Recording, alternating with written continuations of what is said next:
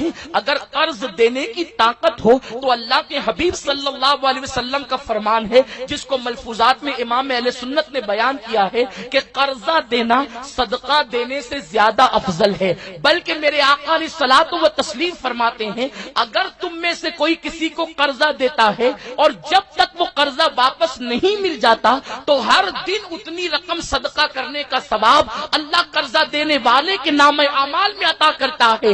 یعنی اگر تم نے کسی کو 50 روپے دیے، 200 روپے دیے یا 500 روپے دیے تو جب تک وہ 500 واپس نہیں آئیں گے اللہ رب العزت کے فرشتے ہر دن 500 کا صدقہ تمہارے اعمال میں لکھتے رہیں گے۔ ذرا سوچو تو صحیح، امام اہل سنت نے اپنے دور میں کہا تھا اگر ہم نے 200 کسی کو دے دیا تو جب تک واپس نہیں آتے 200 کا صدقہ روزانہ ہمارے نام اعمال میں لکھا جائے گا۔ امام فرماتے ہیں کس میں طاقت ہے روزانہ 200 روپے صدقہ دے؟ یعنی اس دور میں جبکہ 4 آنے کے اندر مہینے بھر کا سامان آ جاتا تھا، اس وقت امام نے فرمایا کس کی طاقت ہے کہ 200 روپے صدقہ کرے؟ اللہ اکبر! تو صدقے سے افضل قرض دینا ہے، اس لیے کہ بھکاری ہر دن مانگنے آتے ہیں، ضرورت ہو تو مانگتے ہیں، ضرورت نہ ہو تو مانگتے ہیں، لیکن اللہ اکبر قرض دار اسی وقت قرضہ مانگتا ہے جب اس کو اشد ضرورت پڑتی ہے۔ اگر قرضے کو عام کر دیا جائے تو سود پر کنٹرول کیا جا سکتا ہے۔ میرے پیارے آقا صلی اللہ علیہ وسلم کے پیارے دیوانوں،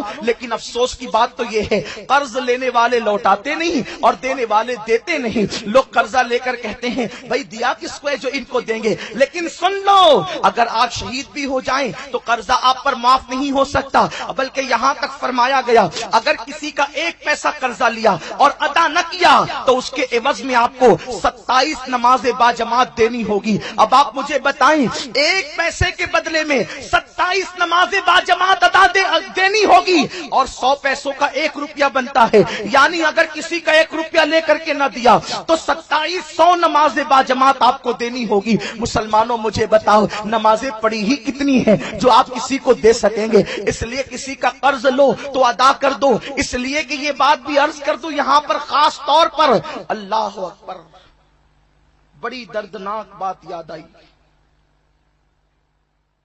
ایک جنازے